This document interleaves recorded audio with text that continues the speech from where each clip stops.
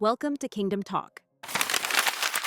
Bonjour à tous, bienvenue sur Kingdom Talk. Je suis Méden Et moi, Kofi. et dans ce nouvel épisode, on va vous parler du célibat et des différentes réalités qu'on peut avoir en tant que jeune chrétien. Alors, Méden, comment tu vas? Ça va, merci et toi? Ça va très bien. Méden, comment vis-tu ton célibat en tant que chrétienne? Plutôt bien. Moi, je le dis bien. En tout cas, je ne m'en plains pas. Ok. Je dois développer, je suppose. Non, je le vis bien. Surtout quand tu sais que tu n'es pas prête. Ok. Moi, je sais que je ne suis pas forcément prête pour le mariage. J'ai encore besoin de temps seul avec moi-même, de temps seul avec Dieu. Tu dis que tu n'es pas prête, mais du coup, comment est-ce qu'on pourrait définir une personne prête pour... Moi, je pense qu'il y a pas mal de choses à checker. Déjà, est-ce que tu te connais? Est-ce que tu sais qui tu es? Est-ce que vu qu'on est chrétien, est-ce que tu connais ton identité en Christ? Ensuite, J'ai une question. J'ai une question. comment ça? Oui. Non, mais Oui. j'ai une question parce que ça veut dire quoi? Enfin, moi, je le comprends. Mais pour ceux qui vont nous voir, pour ceux qui vont nous écouter, qu'est-ce que ça veut dire? L'identité en Christ? C'est ça. En fait, l'identité en Christ, c'est savoir qu'est-ce que Dieu dit que tu es. Qui est-ce que tu es pour lui? Ouais. Qu'est-ce que c'est que d'être un enfant de Dieu? Ok. Qu'est-ce que c'est les avantages que tu as en tant qu'enfant de Dieu? Qu'est-ce que c'est que de faire partie d'un royaume? Et ça, c'est du temps. Du royaume de Dieu, c'est du temps que tu dois passer avec Dieu pour chercher tout ça. Qu'est-ce que Dieu dit que je suis? Maintenant que je suis dans un nouveau royaume, que je suis une nouvelle personne et une nouvelle créature. Il faut lire la Bible. Il va falloir lire la Bible, il va falloir chercher, il va falloir passer du temps avec Dieu. Ok. Ça Alors, prend vraiment. une personne qui est prête, c'est une personne aussi qui a passé un certain nombre de temps avec. Bien sûr. Ok. Donc, En fait, il ne faut pas brûler les étapes. Et moi, je sais que j'ai brûlé les étapes et je suis allée dans les relations et ça a coincé. ok. Donc, avant de se mettre en relation avec une personne, il faut d'abord construire sa relation avec Dieu. Oui. C'est ça. Il faut se chercher, il faut se connaître et il faut savoir où tu vas. Où est-ce que Dieu a prévu de t'emmener? Qu'est-ce qu'il veut que tu fasses? En fait, il y a tellement de choses à checker comme ça pour moi, avant de penser à se mettre dans une relation. Donc, je pense que le célibat, c'est nécessaire, n'est-ce pas? Comment on fait pour savoir, du coup, où est-ce que Dieu va nous emmener? Comment on fait pour découvrir le chemin? Mais celui qui va t'emmener là-bas va te le révéler. C'est aussi simple que ça. Mais ça demande justement du temps avec Dieu. Et tu sais, c'est comme on dit souvent, tu ne peux pas connaître une personne si tu ne passes pas du temps avec cette personne. Mais de la même manière, tu peux pas connaître sa volonté si tu passes pas du temps avec lui, si tu lui demandes pas Ok. et si tu cherches pas à savoir. Ok. Et je pense que savoir où tu vas, ça va te permettre d'éliminer certains candidats. Ok. Pas forcément parce qu'ils sont pas... C'est pas de bons candidats, mais parce que là où toi, tu as prévu d'aller, ils ne pourront pas y aller avec toi. Ok. C'est comme il y avait un homme de Dieu comme ça qui disait que Dieu lui avait dit qu'il allait avoir un grand impact en Afrique, mais il vivait en Europe. Et que, en gros, son ministère, ça allait être principalement en Afrique. Et donc, quand il cherchait une femme qui accepterait de quitter l'Europe et de le suivre. Ok. Tu vois ce que je veux dire? Ouais. Et donc, il a dit qu'après, c'était beaucoup plus simple pour choisir sa femme parce que la première qui lui a dit oui, moi, je veux bien les yeux en mer. C'était c'était elle, Ok. Et c'est quel de Dieu? Camerounais. Ah oui. Philippe Simon. Ouais. Ouais. Ok. Mais on peut citer son nom Ouais. pour comprendre. Non, mais vas-y. Bah oui, en plus, bah moi je rebondis dessus. Moi je rebondis aussi. Moi qui suis beaucoup Philippe Simo, bah en fait le fait de le suivre et le fait de voir qu'il a mis ces critères-là en avant, bah ça me permet de comprendre également que il y a des critères qui sont importants et que on ne fait pas un choix simplement sur base de notre personnalité, Ouais. sur base de nos attentes, mais aussi sur base des objectifs de vie qu'on a. Donc on fait un choix pour nous, on fait un choix aussi pour notre futur. Donc, il faut chercher une personne qui nous est compatible, mais aussi compatible avec ce qu'on veut devenir demain. C'est très bien. C'était quoi ta première question? C'est pourquoi je suis célibataire? Pourquoi tu essaies de... Avec la retournée? Tu penses que c'est aussi solide ça? Yes, non, c'est important. Et en fait, il y a tellement de choses à checker. Au-delà de tout ça, après, il faut checker, je ne sais pas, il faut voir pourquoi tes relations elles n'ont pas réussi jusqu'ici. Qu'est-ce que tu peux améliorer? Parce que c'est pas toujours de la faute des autres. Hein? C'est pas tous mes ex étaient mauvais, non. Ils étaient mauvais, mais pourquoi tu as permis que ces mauvaises personnes entrent dans ta vie? Donc, il y a un travail de rétrospection à faire aussi. Donc, ouais, du travail. Mais tu as travaillé, ok. Et si tu estimes que, je crois que c'est le frère Clinton qui disait ça, dans une de ses vidéos, il disait que voilà, il avait rencontré une fille qui cochait pas mal de cases, elle était chrétienne, elle lui plaisait, mais qui voyait pas cette soif en elle, ce désir de chercher Dieu, tu vois, et qu'elle avait encore des blessures, etc. Donc, La guérison, il faut être guéri avant de rentrer, exact. rentrer dans une relation, c'est très Donc, important. Ça. belle, elle est gentille, elle est chrétienne, mais il y a d'autres critères. Donc, si tu sais que tu as encore des blessures, prends le temps de travailler dessus. C'est vraiment parce que souvent, quand des personnes sont blessées, ça peut. Enfin, sont blessées ou qui n'ont pas forcément encore guéri de tout ce qu'ils ont vécu, certaines fois, ça crée des comportements un peu excessifs. Par exemple, de la jalousie excessive, de la dépendance affective, ce genre de choses. Et bon, la personne qui l'exprime, c'est une chose, mais le souci aussi, c'est qu'elle fait subir ça à une autre personne. Et c'est fatigant. Et en vrai, je me dis, c'est un peu de l'auto-sabotage, dans le sens où si tu mets pas toutes les chances de ton côté, que tu rentres dans la relation et que ça fonctionne pas, voilà, un autre bouma, Un barrage. Ah, Ouais, c'est ça. C'est ça. et en vrai, tu peux éviter tout ça juste dans mon temps de préparation. C'est ça. C'est ça. Et toi, pourquoi es-tu célibataire? Bon, moi, je suis célibataire parce que. Pourquoi je suis célibataire? Ah, tu vois que ta question, elle est compliquée. C'est pas si simple que ça, hein. Non, disons que je suis célibataire parce que j'ai suivi mon cœur au lieu de suivre Dieu. Donc, j'ai échoué dans mes relations. On est beaucoup, hein. Voilà. Non, c'est Parce que tu peux aimer une personne, mais on fait pas un choix sur base de l'amour. de la blanche seule. Ouais, c'est ça. Enfin, l'amour, enfin, une hiérarchie. Et Dieu doit passer avant l'homme. Ça veut dire que on doit contraindre notre cœur à aimer ce que Dieu aime. Ouais. Donc, j'aime une personne, c'est vrai, mais cette personne n'est pas forcément pour moi. Mm. Voilà. Donc, il faut apprendre à accepter Mm. qu'une personne peut être bonne pour une autre. Oui, mais est-ce que ça revient pas à dire aussi que on a fait des choix sans consulter Dieu? Si, totalement. Totalement. Bien sûr, on a fait. Réagir avec notre cœur, C'est ça, c'est nos envies aussi. oui, c'est ça aussi. C'est que dans les êtres humains, on a des comment ça s'appelle? On a certaines sensibilités.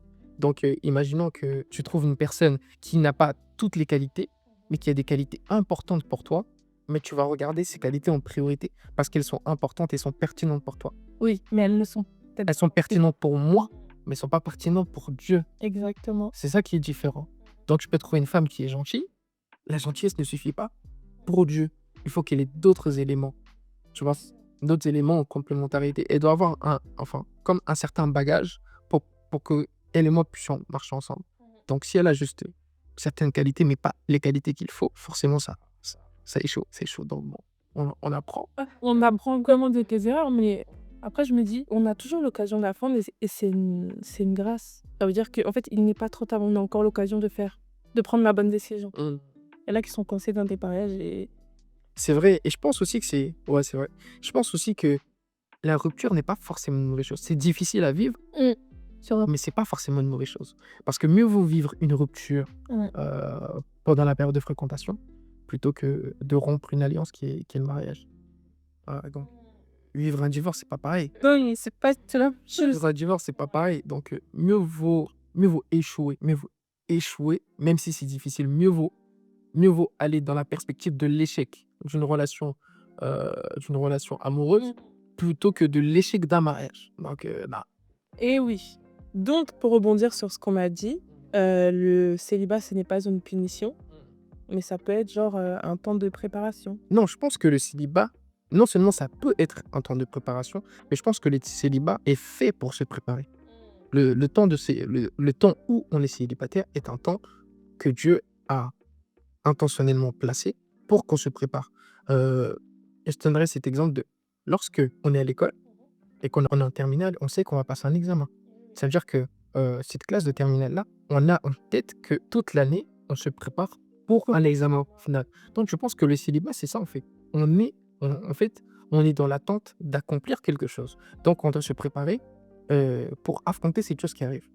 Tu vois? Et pour pouvoir rentrer correctement dedans. Comme certains auront leur diplôme, d'autres ne l'auront pas, parce que certains se seront préparés et d'autres non. Oui, donc je pense que c'est ça le célibat. Une bonne préparation pour mieux réussir son mariage. Exactement, tout simplement. En fait, c'est que, bon, je dirais ceci.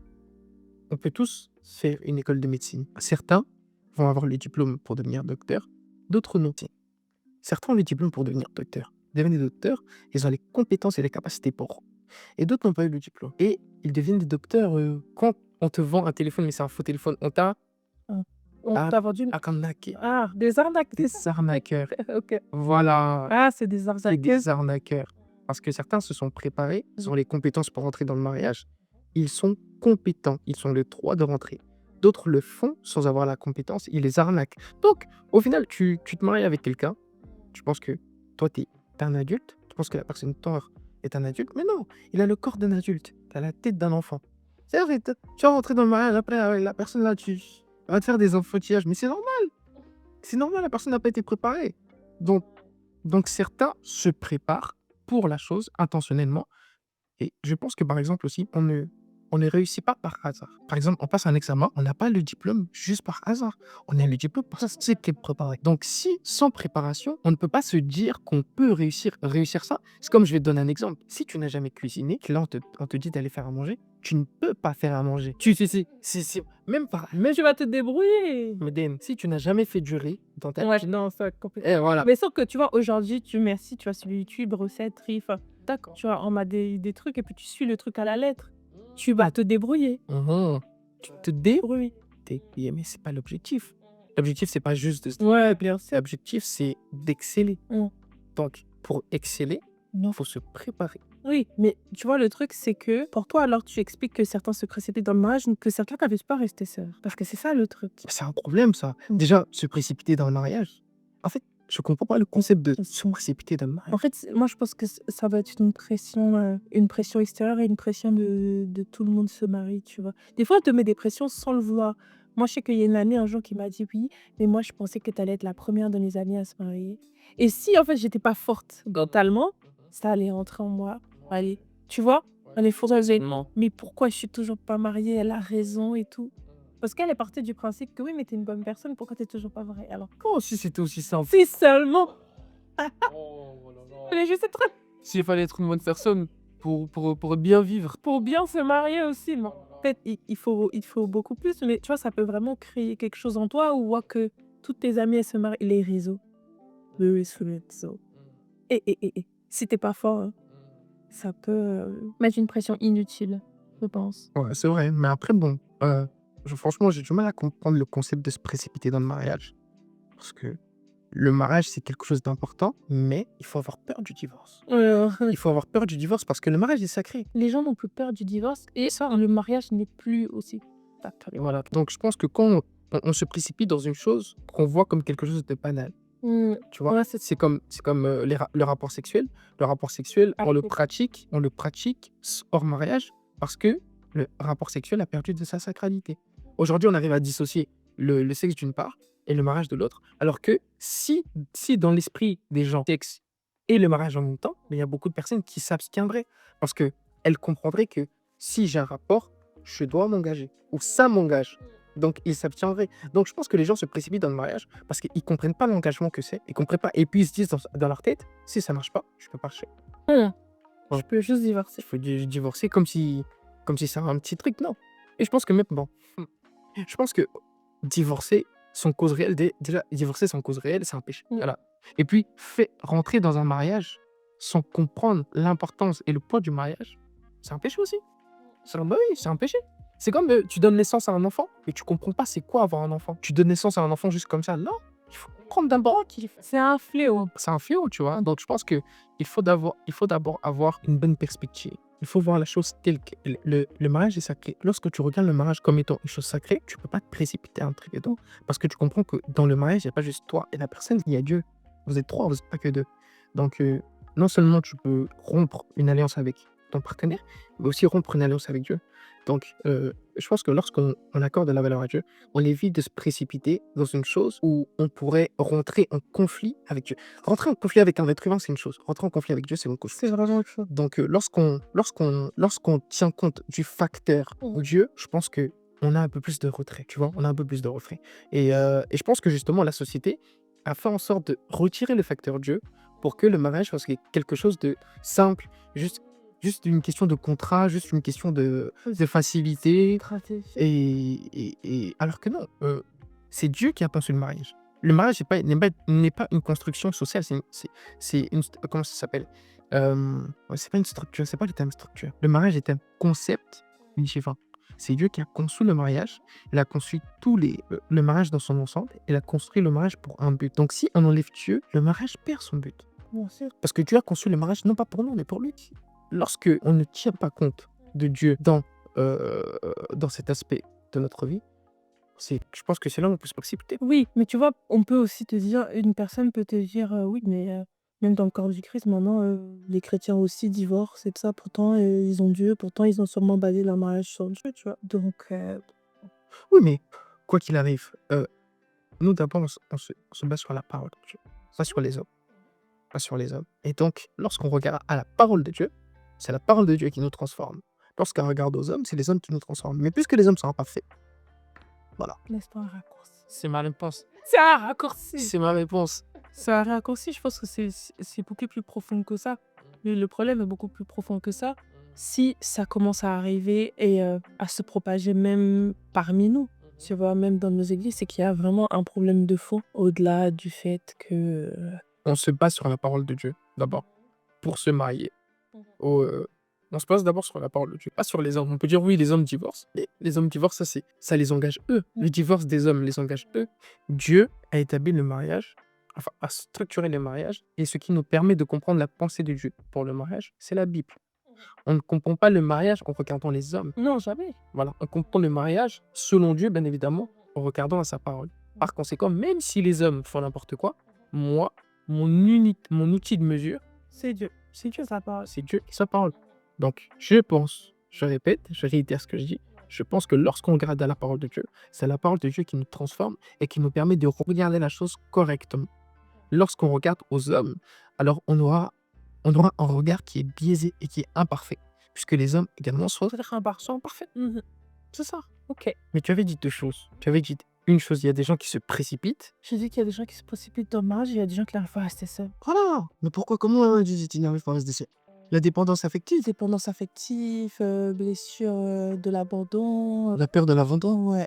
Mais c'est là où aussi, franchement, franchement, je comprends pas. Tu peux pas rester seul. Tout n'a pas du sens. Non, mais pour certaines personnes, c'est difficile. Et c'est pour ça qu'il Qu'est-ce qui faut est difficile? apprendre. Oui, mais qu'est-ce qui est difficile? Je ne sais pas, c'est du cas par cas. C'est du cas par cas. Bon, après, nous, on est introvertis, peut-être. C'est comme ça que certains vont te dire que bah, tu vas observer que la jeune femme, elle a eu un père absent. Donc, cette absence, elle essaie de combler ça tu vois, en cherchant à toujours être en couple. Donc, c'est vraiment du cas par cas. Et c'est pour ça qu'au début, je disais qu'il fallait passer du temps avec soi-même, passer du temps avec Dieu. Mais c'est aussi un apprentissage, d'apprendre à passer du temps avec toi-même, euh, à rester seul, entre guillemets, et à chercher Dieu, à te contenter de Dieu, tu vois. Donc, c'est un travail, mais il faut le vouloir. Il faut le vouloir. Il faut le C'est vouloir. très important ce que Non, tu mais dis. Parce que la plupart des gens, c'est une question de volonté. mais oui, en fait, c'est ça. La plupart des gens, ils veulent tout simplement pas rester seuls. Ils Oui. disent, moi, je ne veux pas rester seul. Je sais que j'en ai peut-être besoin, mais j'arrive pas. Mais, Donc, ils se permettent Hein? d'enchaîner. il pourrait très bien. Mais quand tu es enfant de Dieu, c'est un très mauvais plan. Parce que plus tu vas t'obstiner, Plus tu vas t'obstiner. plus tu vas vouloir résister, plus tu vas pas vouloir passer par les étapes par lesquelles Dieu veut que tu passes, tu vas te cogner la tête. C'est ça, en fait. Ça va te faire très mal. Et puis, on vient encore accuser Dieu. Dieu, tu m'as abandonné, tu m'as laissé. Pourquoi toutes les sœurs de l'église elles sont mariées et pas moi? Voilà. Alors que en vrai, si tu t'assois et tu réfléchis, tu es, comment dire, tu es la source de ton malheur. Ouais. Bah oui. Mais comment ça? Tu sais que tu en as besoin, mais tu décides de ne pas faire ça. Après, tu vas reprocher à Dieu, oui, Dieu, tu m'as abandonné. Mais après, tu sais, c'est inconscient, il réalise pas. C'est vrai. Sur le moment, tu réalises pas que le problème, c'est toi, c'est ta pensée, ta perception de la chose. C'est vrai. Mais c'est pour ça aussi qu'il faut être entouré, je pense. Il faut être entouré de personnes plus matures et à qui on demande avant de prendre Oui. des engagements. Mais même comme ça. Des personnes. Et tu l'as déjà vu, des fois, on te parle. Tu n'écoutes pas. Ça ne rentre pas. Voilà. Mais moi, je pense que le fin mot de l'histoire, c'est pour ça qu'il faut chercher. Qui Dieu? Ouais, sincèrement. En fait, c'est vraiment chercher Dieu et pas genre à moitié. pas genre je l'aime bien, pas genre je suis dans les émotions, ça me fait du bien d'être à l'église. Ça me fait du bien d'entendre un verset passer par là. C'est vraiment chercher Dieu et chercher sa volonté. C'est ça, Et je pense que le reste va suivre, hein. c'est vrai. Normalement, le reste va suivre, mais malheureusement, je pense que, en fait, il faut avoir la volonté déjà. Faut Parce que ça n'arrive pas par hasard. En fait, on ne réussit pas, entre guillemets, par hasard, à passer à une autre chose. C'est comme, je vais te dire une chose. Ouais. Tu es dans une classe d'examen. Aussi longtemps que tu échoues, on va pas te donner le diplôme. Tu pourras jamais aller en classe supérieure. Donc, si tu ne fais pas le travail volontaire et intentionnel de préparation pour réussir, tu vas pas passer cette étape de ta vie. Jamais. Et c'est pour ça qu'il y a certaines personnes qui sont coincées dans une étape, dans un aspect de leur vie Et pendant longtemps. chose. Exactement. Et pas ça. Bah oui, parce que dans l'école de Dieu, on ne saute pas de classe. Jamais. Dans l'école viking. On saute pas de classe. Tu veux pas sauter. Ah ouais, Dieu va te rattraper. Ouais, ça va. Dieu va te rattraper. Tu t'essayes. Ok. Ah ouais, Dieu va te rattraper. On joue pas avec Dieu. On joue pas avec Dieu. Donc, non. Et puis, bon, même si c'est très difficile de suivre Dieu, c'est très difficile. C'est très difficile de suivre Dieu. Il faut garder en tête une chose, c'est que si nos parents sont bienveillants, si nos amis sont bienveillants, si mon pasteur est bienveillant, mais Dieu est plus bienveillant que mon pasteur. Ça n'a pas de sens de penser dans sa tête que Dieu nous veut du mal ou Dieu ne veut pas qu'on soit heureux. Non, c'est que C'est inconscient.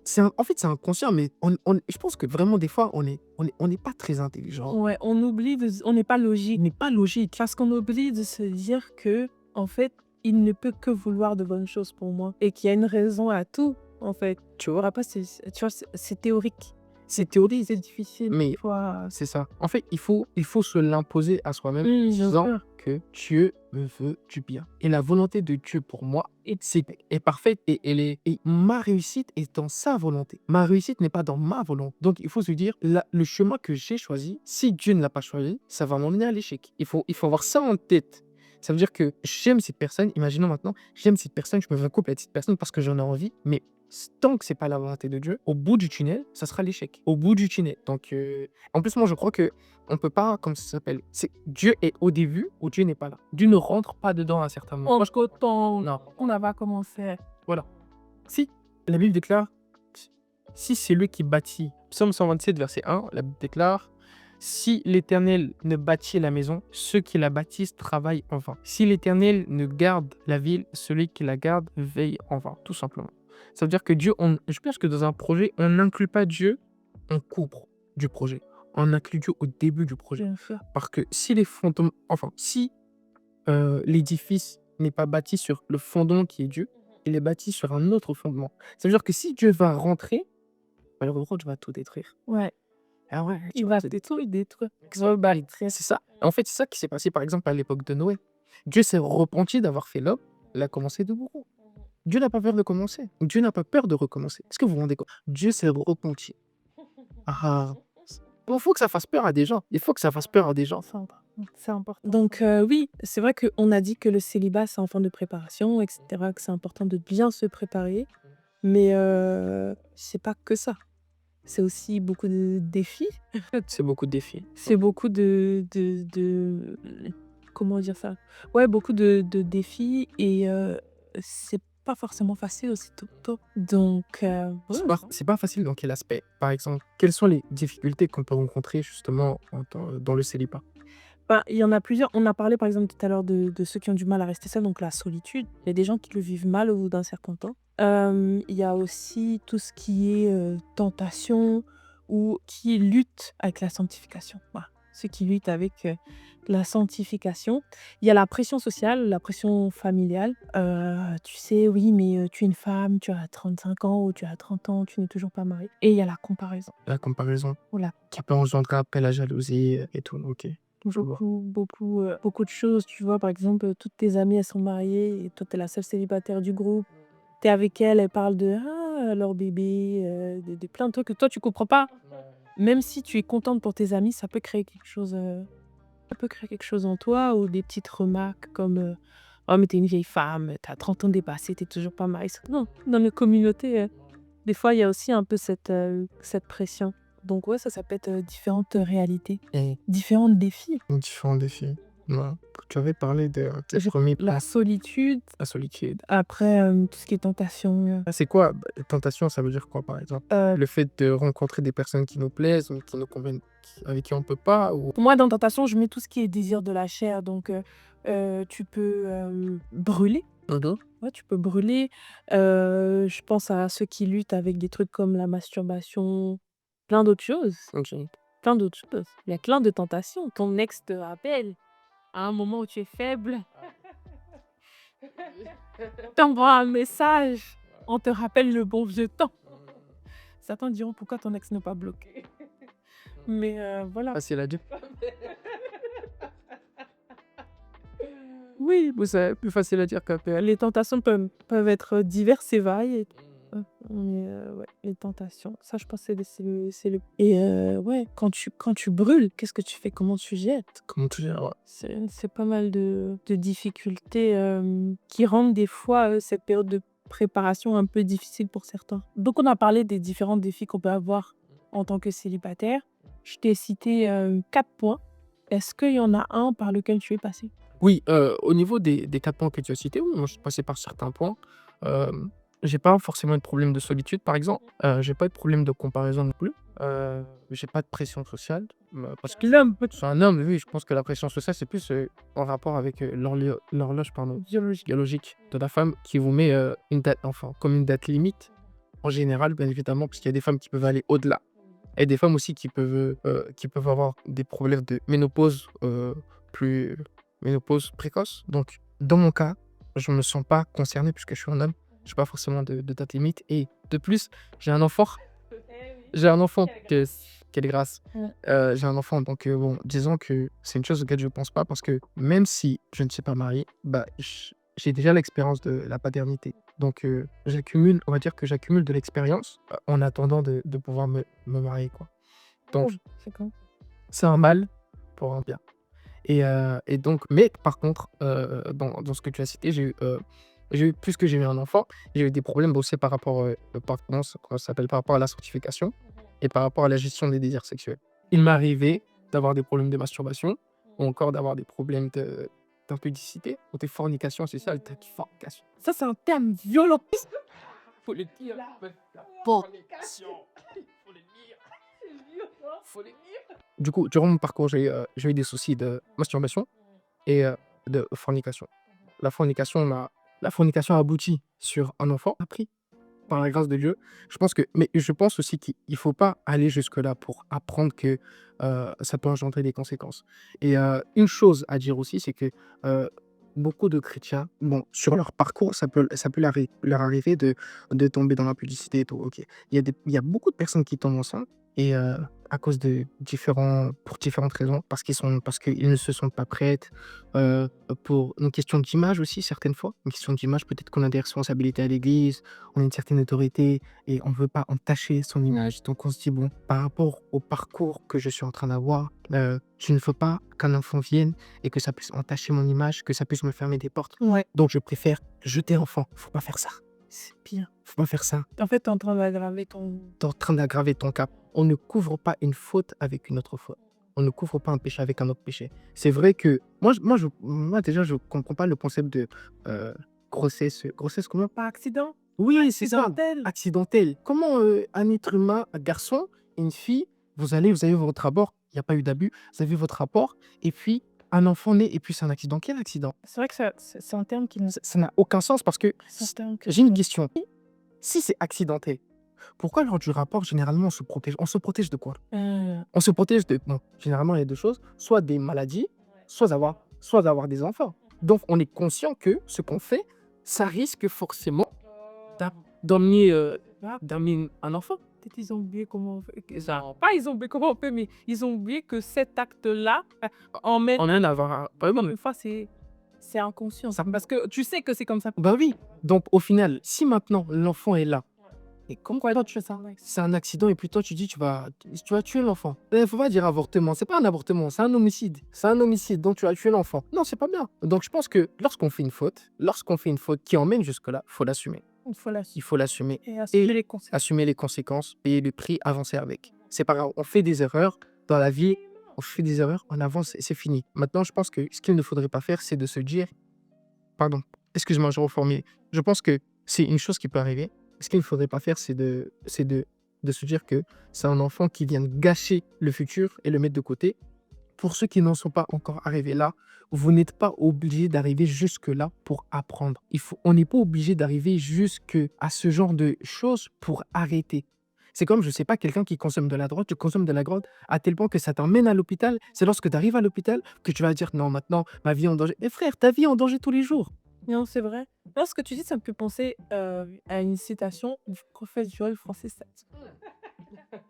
qui dit que l'homme intelligent apprend de ses erreurs, ou l'homme sage apprend des erreurs des autres. C'est ça, c'est ça. Donc, franchement, je pense que dans la vie, hein, il faut se dire une chose. Il faut se dire une chose. C'est que on se restreint maintenant pour bénéficier après. C'est pas, la restriction, elle n'est pas définitive. Elle est juste saisonnière. C'est pour un temps. Ouais, c'est Mais après, on va en bénéficier. C'est comme quand on jeûne. On jeûne, on s'efforce de ne pas manger durant un temps, mais on va manger après.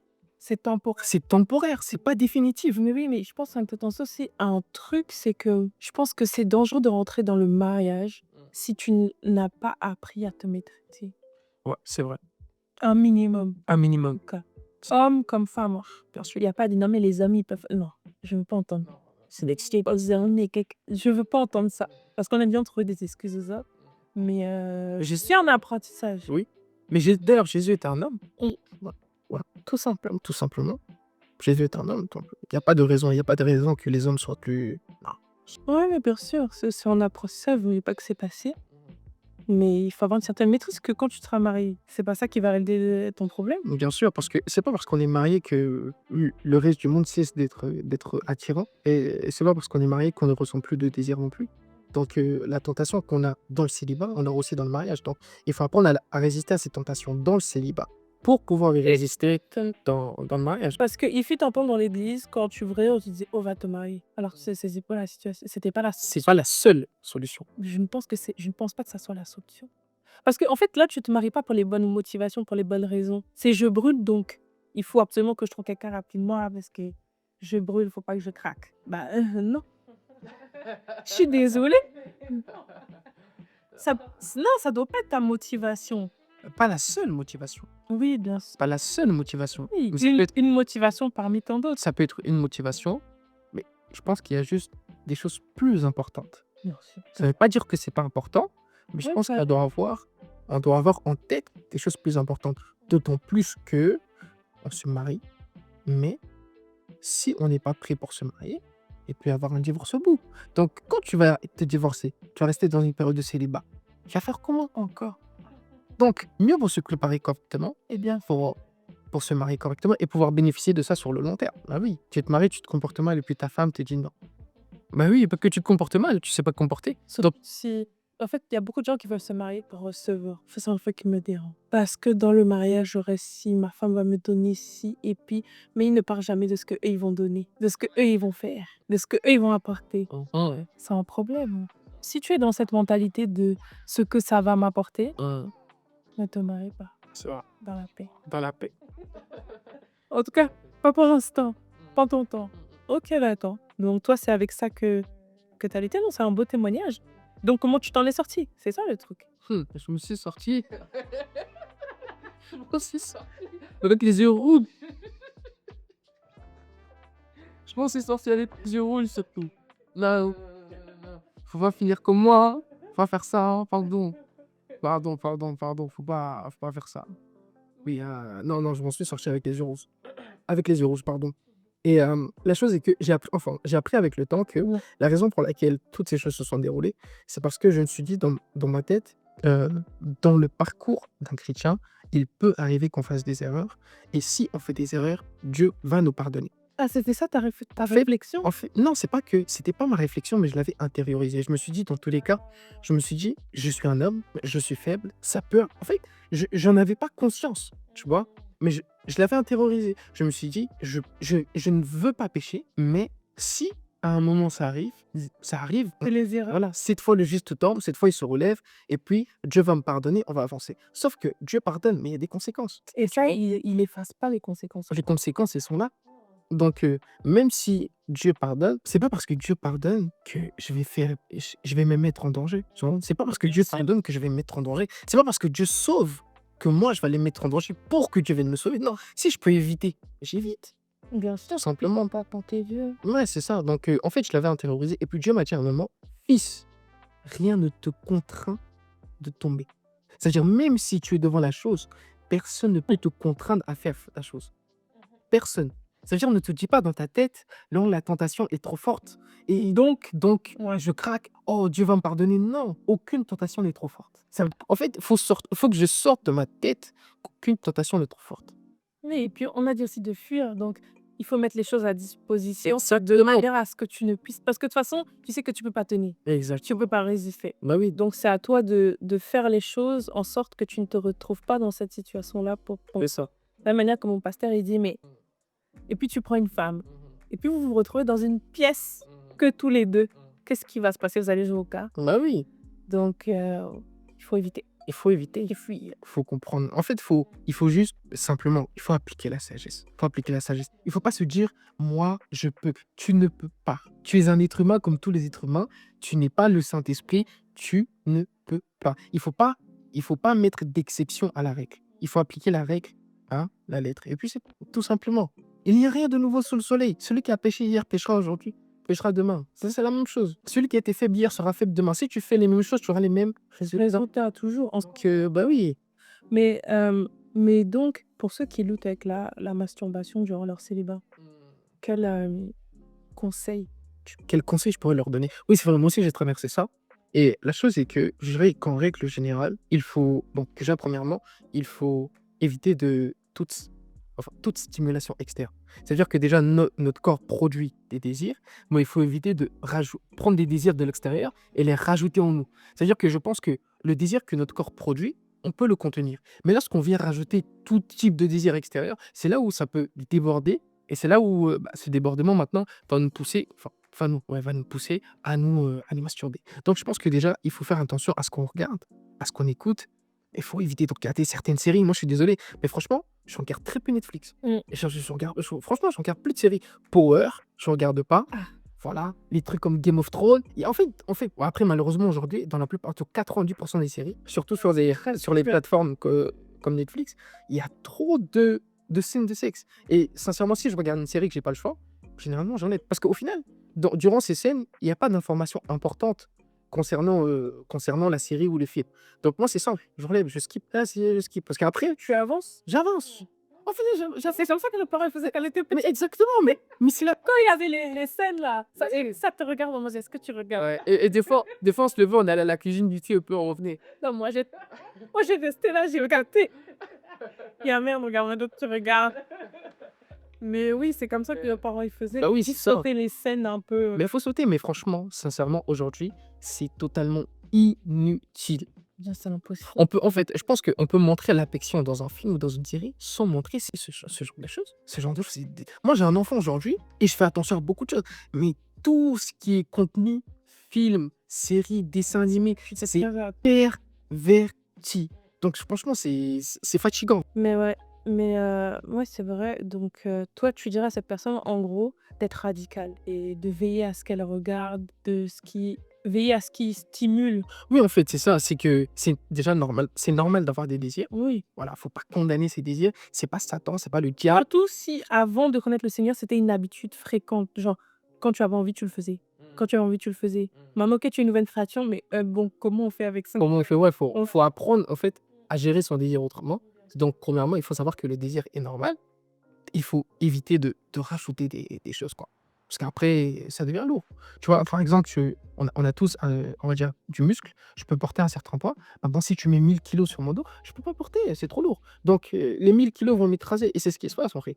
Ça va m'écraser. Donc, il faut éviter de mettre un poids trop lourd sur ses épaules.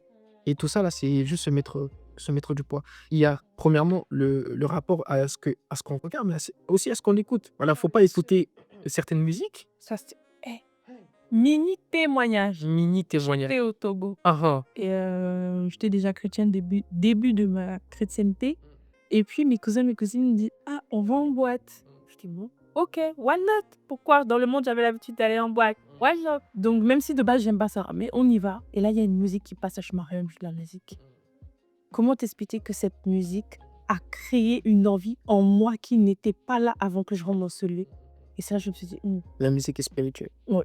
La musique est spirituelle. C'est là où je me suis dit, en fait, il fallait que j'arrête de dire non, c'est juste de la musique. Ça a créé en moi des pensées et une envie que je n'avais pas de base. C'est ça. Fin de témoignage. Mais Ouais. c'était pour rebondir par rapport à ce que tu Oui, c'est ça. Et en fait, souvent, on se rend pas compte, mais c'est pas. Bon, déjà, je vais parler de la musique, il n'y a pas que la musique, mais déjà, la musique est très puissante parce que la musique a la capacité de créer en nous une émotion qui n'existait pas. Ça veut dire que tu vas à la salle de sport, tu veux faire du sport, tu vas avoir de l'énergie, tu vas écouter un certain type de musique, sûr. ça te donne directement de l'énergie. Donc, la musique crée, en fait, ça te met dans un écosystème. Donc, lorsque tu comprends l'influence que la musique peut avoir sur toi, bah, tu choisis la musique que tu écoutes. Et tu choisis la musique que tu écoutes en fonction de ce que tu veux pour toi. Donc, ce que tu veux marcher dans la sanctification, tu écoutes des musiques qui vont te permettre de marcher dans la sanctification. Lorsque tu écoutes, par exemple, je parlais de ça dernièrement avec une sœur à moi, t'écoutes, comment elle s'appelle? Il y a une fille qui a fait un feat, je crois qu'elle s'appelle Spice. Elle a fait un feat avec Vibes Cartez. Ah, la Jamaïcaine. Voilà, tu écoutes ce genre de choses. C'est chaud, hein. C'est au pom-pom, je sais pas quoi, là. Moi, je connais une chanson, bon, j'ai juste entendu, elle dit, Je vois, c'était Oh, you like it, love me. ouais, C'était quoi? je dis, mais je m'en souviens, j'étais au lycée, mais cette chanson, elle était dégueu. En fait, c'était comme, c'est un clip de musique, mais c'était comme une scène X. C'était n'importe quoi. Et il y a des gens qui écoutent ça. Maintenant, la chose est que Beaucoup de gens écoutent ce genre de... beaucoup de gens qui écoutent ce genre de musique juste parce que peut-être ils apprécient la rythmique et tal, il n'y a pas de souci. Mais c'est envoûtant. Ça crée quelque chose. C'est envoûtant. La musique est envoûtante. Donc, il faut éviter, la Bible déclare, ne vous mettez pas sous un joug étranger. Ah, voilà. Ne faites pas ça. Mais en vrai, même pour résumer, disons, ce qui peut être une occasion de chute, Simplement. te bloquer, te ralentir dans ta marche avec Dieu, enlève C'est ça. ça. C'est ça. Après, tout ce qui n'est pas sain n'est pas sain. Ce qui n'est pas pur n'est pas pur. Tu ne mangerais pas de la nourriture avariée. Tu ne pourrais pas écouter de la musique qui n'est pas. En fait, il y a de la musique saine et il y a de la musique malsaine. Donc, c'est comme si tu mangeais de la nourriture avariée. Tu fais rentrer dans ton esprit des choses en état de décomposition. Ça va détruire ton corps. Si c'est pas ton corps physique, ça va détruire ton être intérieur, ton corps spirituel. Donc, il faut se protéger. En fait, la sanctification, c'est pas juste pour rentrer. C'est pas une question de paradis ou enfer. C'est d'abord une question de santé spirituelle. Et de soi-même. De soi-même, en fait, il faut penser à soi, il ne faut pas juste penser à l'éternité et Satan ou quoi. Non, faut que tu penses à soi. Bah oui, il faut prendre soin de ce qu'on est. Donc, je dirais ça. Et puis, ça, c'est une chose de la musique. Deuxièmement, certaines conversations, il faut éviter. Tard le soir. Bon, moi, je sais pas. Hein. Moi, je sais pas. C'est souvent à partir de certaines heures. D'ailleurs, on dit que même pendant Dieu à partir d'une certaine heure. Oui, de plus parler avec certaines personnes. Non, en couple, il faut éviter certaines conversations avec certaines personnes. Et je pense que lorsqu'on est trop sensible, il faut juste éviter de parler de sexe. Tout simplement, éviter de parler de sexe et tout ce qui parle de sexualité, tout ce qui pourra attiser de manière directe ou indirecte. Tu sais. Ok, mais si t'es avec une personne qui te parle constamment de ça, qu'est-ce que tu fais? Tu coupes direct? T'arrêtes la relation. C'est pas fait de la... En fait, ça. Tu parles à la personne que tu écoutes. Moi, je suis dans telle situation, je cherche telle chose, mais soit tu ne m'aides pas. Mais puis on se sait pas. Et voilà. Jésus a dit, si ta main est une source, est une pierre d'achoppement pour toi, tu coupes ta main. Non, bien sûr. Si ton œil, tu enlèves ton œil. Oui, mais c'est facile à dire. Tu as la théorie. C'est oui, nous sommes des théoriciens, non? Nous sommes des théoriciens. Mais moi-même, je suis un théoricien. J'ai mon enfant qui est là. Je suis un théoricien. Je suis un théoricien. Nous sommes des théoriciens. Tu étais un peu... Oui, c'est ça. Non, mais nous sommes bien évidemment utopistes. Voilà, nous sommes utopistes. Donc, nous parlons dans le meilleur des mondes. En fait, c'est comme un objectif à atteindre. Maintenant, entre ici et l'objectif, Bien. c'est une marche, c'est un parcours, mais c'est un objectif à atteindre. On est en train de mettre en place le standard. C'est difficile à appliquer, mais moi, je crois une chose. On ne s'investit jamais trop en Dieu. Jamais. On se dit, en fait, avec le recul, tu diras, avec le recul, la seule chose qu'on peut se dire, c'est soit j'ai bien fait de faire ce choix pour Dieu, soit j'aurais dû faire ce choix pour Dieu. Mais à aucun moment, on va regretter, j'ai trop fait pour Dieu, ça n'existe pas. Mais je n'ai jamais vu quelqu'un même chercher Dieu et avoir regret. En fait, c'est ça n'existe pas. on peut jamais se dire que j'ai trop fait pour Dieu, je me suis trop sanctifié pour Dieu. Mais quel monde ça? Je me suis trop sanctifié pour Dieu. Mais non, ça n'existe pas en fait. On peut pas dire j'aurais dû me corrompre. Si je savais, je me serais corrompu. Si je savais, j'aurais péché. Mais ça n'a pas de sens. Ça n'a pas de sens. Donc non. Le péché emmène tellement de complications.